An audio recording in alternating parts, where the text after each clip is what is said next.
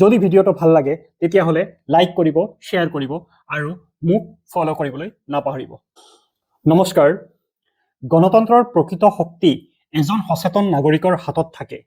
আপোনাৰ ভোট, কেৱল এটা ভোট, এটা চিহ্ন নহয়, বৰঞ্চ দেশৰ ভৱিষ্যত গঢ়াৰ এক শক্তিশালী অস্ত্ৰ বা হাতিয়াৰ।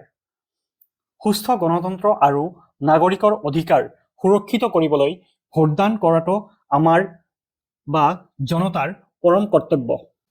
উন্নত শিক্ষা ব্যৱস্থা, সুলভ স্বাস্থ্য অৰ্থাৎ ফ্ৰী স্বাস্থ্য সেৱা আৰু নিবনুৱা সমস্যাৰ সমাধানৰ বাবে যোগ্য প্ৰাৰ্থী আপোনালোকে নিৰ্বাচন কৰক। মনত ৰাখিব, আজি আপোনাৰ সঠিক সিদ্ধান্তই দেশৰ উন্নয়নৰ গতিপথ নিৰ্ধাৰণ কৰিব। ব্যক্তিগত স্বাৰ্থৰ ঊৰ্ধ্বত থাকি সমাজৰ হকে মাত মাতক, সমাজৰ হকে নিজৰ বহুমূল্য ভোটদান কৰক। সেয়েহে আপোনালোকলৈ আকৌ এবাৰ অনুৰোধ জনাইছো, নিৰ্বাচনৰ দিনা ঘৰত বহি নাথাকিব, ওলাই আহক।